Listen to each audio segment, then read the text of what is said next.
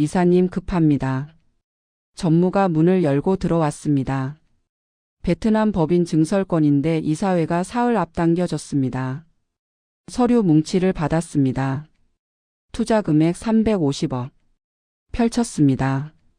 현금 흐름표 수익률 전망 환율 리스크. 3분. 그 정도면 됐습니다. 진행. 도장을 찍었습니다. 350억이 움직였습니다. 제 도장 하나로요. 전무가 고개를 숙이고 나갔습니다. 35년이 그랬습니다. 500억, 700억, 1200억. 제가 찍으면 움직였죠. 한 번도 틀린 적이 없었습니다. 2023년 2월 27일. 퇴직금이 입금됐습니다. 4억 5천만 원. 통장을 펼쳤습니다. 4억 5천만. 숫자가 박혀 있더군요. 아파트 시세 6억. 국민연금 월 180. 괜찮겠어. 중얼거렸습니다. 다음날 아침 7시에 눈이 떠졌습니다. 세수를 했습니다. 옷장을 열었죠. 양복 11벌이 걸려 있었습니다. 손이 멈췄습니다. 갈 곳이 없더군요. 티셔츠를 꺼냈습니다. 거실로 나갔습니다. 소파에 앉았죠. 뉴스를 켰습니다. 최근 바이오 관련주가 이례적인 상승세를 보이면서 빨간 그래프가 화면을 채웠습니다. 시계를 봤습니다. 8시 17분. 35년 동안 이 시간엔 임원 회의실에 앉아 있었습니다. 리모컨을 내려놨습니다. 손이 공중에 떠 있더군요. 뭘 잡아야 할지 몰라서요. 이사님 급합니다. 전무가 문을 열고 들어왔습니다. 베트남 법인 증설권인데 이사회가 사흘 앞당겨졌습니다. 서류 뭉치를 받았죠. 투자 금액 350억. 펼쳤습니다. 현금 흐름표 수익률 전망 환율 리스크. 3분. 그 정도면 됐습니다. 진행. 도장을 찍었죠. 350억이 움직였습니다. 제 도장 하나로요. 전무가 고개를 숙이고 나갔습니다. 35년이 그랬습니다. 500억, 700억, 1200억. 제가 찍으면 움직였죠. 한 번도 틀린 적이 없었습니다. 2023년 2월 27일. 퇴직금이 입금됐습니다. 4억 5천만 원. 통장을 펼쳤죠. 4억 5천만. 숫자가 박혀 있더군요. 아파트 시세 6억. 국민연금 월 180. 괜찮겠어. 중얼거렸습니다. 다음날 아침 7시에 눈이 떠졌습니다. 세수를 했죠. 옷장을 열었습니다. 양복 11벌이 걸려 있더군요. 손이 멈췄습니다. 갈 곳이 없었습니다. 티셔츠를 꺼냈죠. 거실로 나갔습니다. 소파에 앉았고요. 뉴스를 켰습니다. 최근 바이오 관련주가 이례적인 상승세를 보이면서 빨간 그래프가 화면을 채웠죠. 시계를 봤습니다. 8시 17분. 35년 동안 이 시간엔 임원 회의실에 앉아 있었습니다. 리모컨을 내려놨죠. 손이 공중에 떠 있더군요. 뭘 잡아야 할지 몰라서요. 2023년 5월. 아들이 전화했습니다. 아버지 둘째 가졌어요. 그래. 축하한다. 전화를 끊었죠. 계산기를 두드렸습니다. 생활비 월 250. 연금 180. 70이 모자랐습니다. 저축 깨면 10년. 그 뒤는요? 6월. 아내가 건강검진 결과지를 내밀었습니다. 당뇨래요. 약값이 추가됐습니다. 저녁마다 뉴스를 봤습니다. 100세 시대. 노후 자금 평균 3억 부족. 끄고 싶었지만 끄지 못했습니다. 밤마다 노트북을 켰죠. 엑셀에 숫자를 입력했습니다. 월 지출 250. 연금 180. 저축 4억 5천. 그래프를 그렸습니다. 빨간 선이 13년 뒤 바닥을 쳤죠. 13년. 그때 제 나이 80. 시뮬레이션을 다시 돌렸습니다. 생활비를 200으로 줄이면 16년, 150으로 줄이면 20년. 숫자를 바꿔도 답이 안 나왔습니다. 7월. 통장을 확인했습니다. 4억 4,900. 한 달 반 만에 100만 원이 줄어 있더군요. 손에 땀이 찼습니다. 마이너스. 지금 이 이야기에서 느끼셨다면 이미 중요한 신호를 읽고 계신 겁니다. 은퇴 이후의 선택은 더 벌기가 아니라 현명하게 지키는 것에서 시작됩니다. 이 채널에서는 같은 고민을 겪는 분들과 함께 흔들리지 않는 선택의 기준을 나눕니다. 구독과 좋아요로 함께 해주세요. 다음 이야기에서 더 구체적인 해법을 전해드리겠습니다. 8월. 골프장에서 후배를 만났습니다. 라운드를 마치고 라운지에 앉았죠. 형님, 요즘 바이오 대박이에요. 후배가 태블릿을 꺼냈습니다. 화면에 차트가 떴죠. 빨간 선이 가파르게 올라가고 있었습니다. 이 회사 보세요. 임상 3상 결과 발표가 넉 달 남았는데 이미 이만큼 올랐어요. 손가락이 화면을 가리켰습니다. 통과하면 최소 3배. 보수적으로 잡아둬요. 차를 마셨습니다. 뜨거웠죠. 생각해 보겠네. 집에 돌아왔습니다. 서재 책장에서 파일을 꺼냈습니다. 옛날 프로젝트 보고서들이었죠. 35년 동안 제가 승인한 안건 92건, 실패는 7건, 성공률 92%. 증권사 홈페이지를 열었습니다. 리포트를 다운받았죠. 공공바이오 목표가 상향. 임상 3상 성공 확률 78%. 글로벌 진출 시 시가총액 3조 전망. 닷새 동안 읽었습니다. 재무제표 파이프라인 특허 현황. 볼 건 다 봤군. 중얼거렸습니다. 전화벨이 울렸습니다. 이 전무였죠. 정우야, 그 종목 말이야. 위험해. 바이오는 임상 실패하면 끝이야. 우리 나이에 그런 건. 알아? 전화를 끊었습니다. 화면을 봤습니다. 차트가 계속 올라가고 있더군요. 내가 35년 동안 뭘 했는데. 혼잣말이었습니다. 노트북을 열었습니다. 엑셀 파일이 떠 있었죠. 빨간 그래프. 13년 뒤 바닥. 마우스를 움직였습니다. 클릭했습니다. 다른 시뮬레이션을 돌렸습니다. 만약 3배가 된다면? 숫자를 입력했습니다. 4억 5천에 3을 곱했죠. 13억 5천. 그래프가 바뀌었습니다. 빨간 선이 초록으로 변했고요. 바닥까지 50년. 손가락이 키보드 위에 멈춰 있었습니다. 이건 투자가 아니야. 방어야. 스스로에게 말했습니다. 은퇴 직후 시니어가 가장 위험한 순간은 성공 경험의 저주에 빠질 때입니다. 박정호는 35년간 재무 전문가였지만 기업 재무와 개인 자산은 완전히 다른 영역입니다.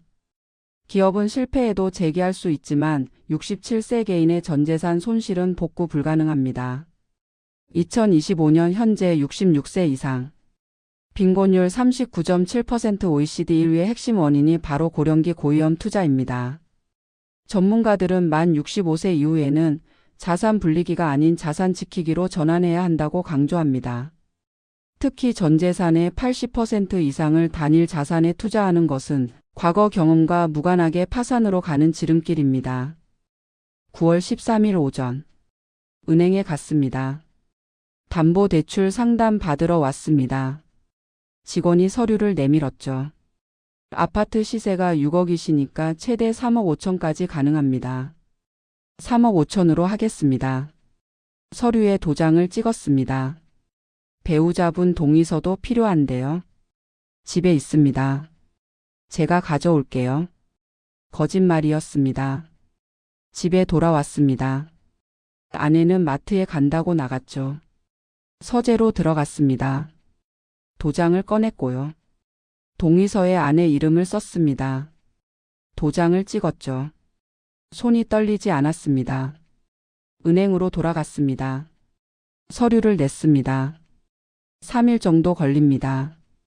알겠습니다. 9월 14일. 문자가 왔습니다. 대출 실행 완료. 3억 5천만 원 입금. 통장을 확인했습니다. 퇴직금 4억 5천. 대출금 3억 5천. 8억. 심장이 빨라지지 않았습니다. 35년 동안 이보다 큰 돈을 수없이 움직였으니까요. 증권 앱을 열었습니다. 종목명을 검색했죠. 매수 창이 떴습니다. 주문 수량에 커서를 놓았습니다. 전체 매수를 눌렀습니다. 8억 원. 확인 버튼이 나타났습니다. 손가락을 올렸죠. 눌렀습니다. 주문이 접수되었습니다. 화면을 껐습니다. 시계를 봤습니다. 새벽 5시 47분. 침대로 갔습니다. 아내가 자고 있었죠. 이불을 덮었습니다. 아침에 일어났습니다. 아내가 부엌에서 밥을 하고 있더군요. 어제 은행 다녀왔어요. 등 뒤에서 말했습니다. 응? 무슨 일로? 정기예금 하나 들었어. 금리 괜찮다고 해서. 그래요? 얼마나 넣었는데요? 8천. 아, 그 정도면 적당하네요. 거짓말이 입 밖으로 나오는 순간 목구멍이 메었습니다. 커피 드릴까요? 아니, 괜찮아. 핸드폰을 꺼냈습니다. 앱을 열었죠. 보유 종목이 떠 있었습니다. 평가 금액 8억 350만 원. 수익률 0.44%. 손가락으로 숫자를 쓸어 내렸습니다. 다시 올렸습니다. 핸드폰을 뒤집어 놓았습니다. 마이너스. 수천억 프로젝트는 이사회 승인을 받았습니다. 8억 인생은 아무에게도 말하지 않았죠. 2024년 3월 6일. 출근하듯 아침 7시에 일어났습니다. 핸드폰을 켰죠. 공시가 떠 있었습니다. 임상 3상 주요 평가지표 미달. 숫자를 봤습니다. 현재가 18,500원. 어제 종가 48,900원. 마이너스 62.17%. 앱을 껐습니다. 다시 켰습니다. 숫자가 그대로였습니다. 계산했습니다. 8억에 62%. 4억 9,600. 사라졌습니다. 하루 만에요. 여보, 아침 드세요. 아내 목소리가 들렸습니다. 지금 간다. 목소리가 갈라졌죠. 거실로 나갔습니다. 밥상이 차려져 있었습니다. 숟가락을 들었습니다. 손이 떨렸고요. 어디 아파요? 아니. 밥을 입에 넣었습니다. 삼킬 수가 없더군요. 사흘이 지났습니다.